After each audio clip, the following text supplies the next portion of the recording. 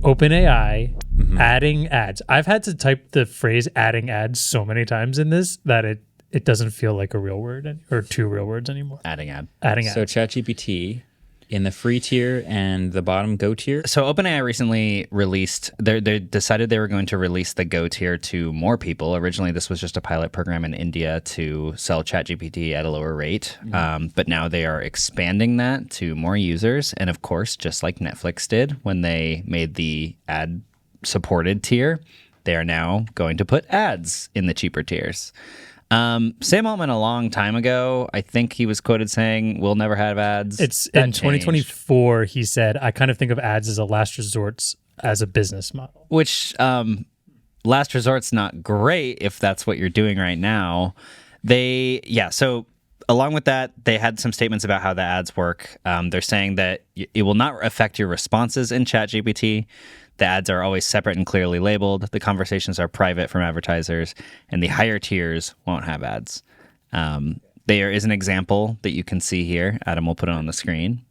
No, I won't. The example is, so it's like asking for an authentic Mexican dish for a dinner party, and then ChatGPT goes on to give you a couple options, and then under it, kind of clearly separated, not too clearly, but then it says Harvest Grocery sponsors and says these options might help if you're stocking up on ingredients, and has some ingredients that you can buy. Yeah, looks like an ad. It looks like an ad, but in my eyes, this feels like the exact example of something that could so easily manipulate results later down the line to increase ad rates. And like in the future, first of all, they said we're not going to no ads will affect results. But also 2 years ago, they said ads are last resort. So we're already kind of not trusting what they're saying. But like, why would this not be like, oh, I want a recipe for, this Italian dish, but Whole Food ad rates pay way better. But this ingredient isn't available at Whole Foods. So let's just substitute one of those ingredients in for something from the better ad rate company. So the argument is like, the ads should ideally never affect the product and the actual results, and it should never be hidden in you're talking to the chatbot and it just starts telling you about a thing and it's secretly an ad. That should never happen. But your concern is potentially if it knows it can serve an ad with a certain response where it couldn't with another response, it might choose the response to also serve an ad.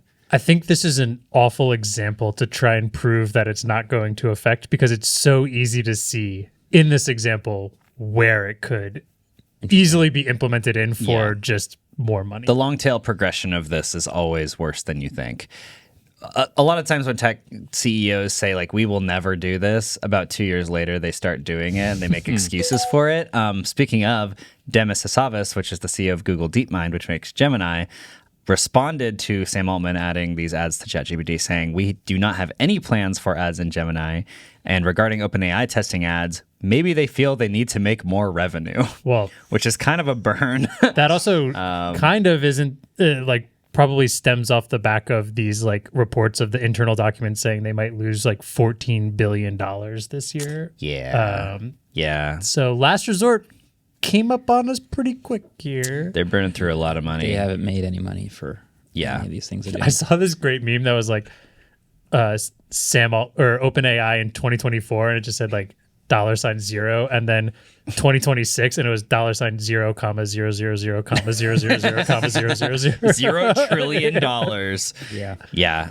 They're also asking advertisers to commit at least $1 million in advertising if they sign up for any advertising at all. Damn. So that's a big commitment. I think that a lot of people probably see the opportunity here because ChatGPT use is out of control. Super high, and it makes sense because it should know maybe even more about you than Google. If I go to Google, I'm searching for things I want to find. Yeah. But a lot of people use ChatGPT in much deeper ways of these are things I want to know. These are things I want to understand. This is information about me to help inform my thing. And so now it knows all this stuff about you. Yeah. And so the ads, I guess, theoretically could be more targeted. So if you're an advertiser, you probably like that. For sure. Which we all know how great this is going to play out when it's implemented, which will turn into a bunch of people asking super deranged things to ChatGPT and getting advertisements for the potential item underneath it. We'll see if they have standards for who they advertise. We'll have another, unlike X. Well, but even like when they used to, remember when it used to go off the rails all the time and you would like ask it its name and weird stuff like that? Like, we're going to get another week of that. It's just going to be showing advertising for items that really don't want to be part of that conversation, and it'll be broken for a week, and then they'll adjust everything. And that's happened on YouTube, the adpocalypse. Remember that? When the ad rates all got cut like crazy? Yeah, because briefly there was like people taking screenshots of like Coca-Cola. A large company ad alongside some heinous video that happened to be on YouTube. And it was like, oh, do you really want your brand alongside this? YouTube is so brand unsafe. And then all the marketing CEOs and managers went, oh, that's a bad headline, pulled all their spending so that they didn't look like they were doing brand unsafe things by advertising on YouTube. And YouTube had to go, no, it's fine. That doesn't happen very often. In fact, we're going to do better. And then they had to slowly convince all the advertisers to come back. Yeah. But I also would argue that they didn't have to convince all the advertisers to come back because there's no other way to reach those people. So they all came back, and now here we are. So that arc could be a possibility again for OpenAI if they have a whole moment where there's an ad for a knife alongside a ridiculous query about how I want to use this knife to do something crazy. So that may be a possibility again. I feel like that's what the $1 million like minimum is for. To avoid randos just buying ads. You know? Oh, you mean like Blue Chew? What? I mean, all over Twitter for the first year of them of Elon ownership, Blue Chew was like the only sponsor because nobody wanted to run ads. They're like, hey, it was really bad. Like, absolute no name, felt like crappy Etsy store type it was ads horrible, of like white labeled AliExpress items all over it. But now a lot of the brands came back, but it was pretty rough. But I think the thing with the $1 million ad, I don't think they're necessarily trying to get rid of maybe low quality ads. I'm saying more of high quality ads are going to be placed in low quality search results trying to do something funny, and that's could backfire. What do you mean by trying to do something funny? Like, people are going to type stupid stuff into ChatGPT to essentially try and break it and get requested an ad. Like Marques said, like maybe you say something wild about wanting to use a knife for something that's clearly illegal, and next thing you know, Cabela's is on the bottom selling you like a hunting knife or something like that, which would never want to be associated. Yeah. To your guys' know about ChatGPT probably knowing even more about you. I mean, Meta's entire business is that it knows a lot about you, and it knows a lot about you through two ways. One, Facebook, you just told it everything about you, but that data is very old and people never update their Facebook, so it's like whatever. Two is the Facebook pixel that tracks you around the internet. That's exactly what Google does when you're searching things on Google, and that's why Google's ad business is like good, but not as good as Meta's. But now you're just constantly telling ChatGPT about everything you are doing in your life. Like when you make a Google query, it is like, I'm searching something. Because you searched this and you're in this demographic and you're in this location, we can infer based on this big data pool that you probably are interested in this. But ChatGPT is like, oh, he asked for that. Yeah, he told me he wanted it many times in many ways. I feel like it's like the difference between knowing everything you search on your phone, and ChatGPT now is like, I know everything that you told your therapist, every mentor you've ever had, your boss, your friends, your medical questions. Yeah, totally. So cool. It's a big opportunity, but they got to be careful.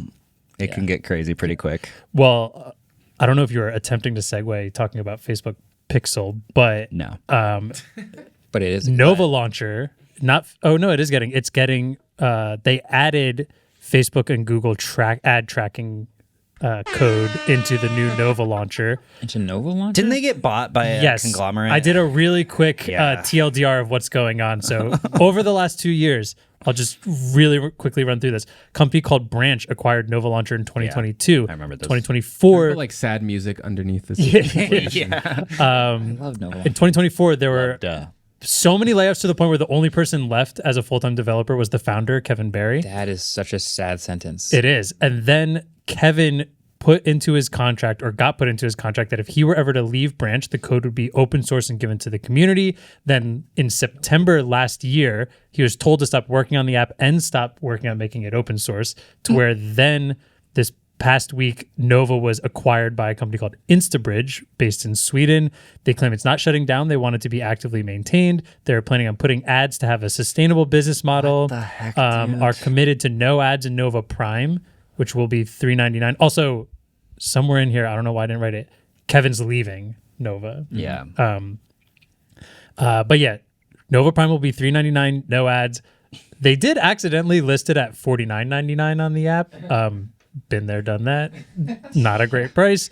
But yeah, so now there are ad tracking things in Nova Launcher already. Yeah. We did that history of CyanogenMod mod deep dive episode. I feel like Nova is like up there with importance. You know, Yeah, people I agree. installed Nova on every single Samsung phone because of how bad It's me. Yep. TouchWiz People. was. Yeah.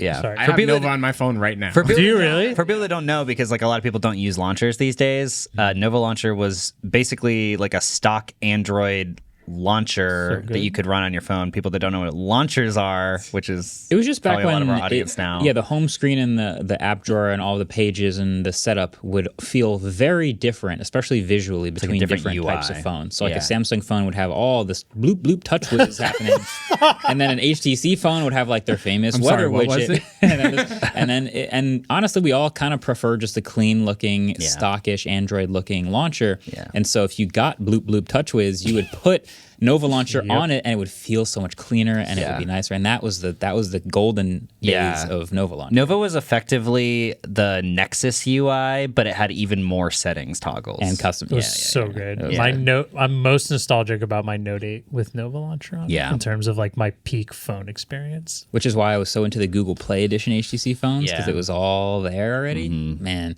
So good. I'm just reminiscing now. So yeah, now it's going to be a sad like corporate shell of itself. It seems like that's kind of disappointing. I actually started using Niagara Launcher a little more. Yeah. Which I've seen a couple other people using as well. It's kind dope. of interesting. Michael Fisher. A little different style, but Yeah. Very different style, isn't it? Yeah. Okay. I mean, I was thinking the other day about how Niagara is kind of the dumb phone kind of launcher, because it lists your app in a vertical your apps in a vertical orientation with just the text. So there's there's no big icons to like click around on. It's just like very utilitarian. Yep.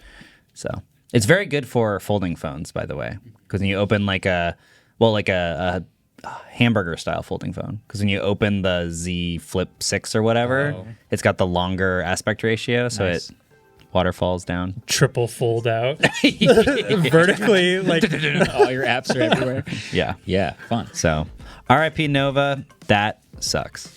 Well, thanks for watching this clip.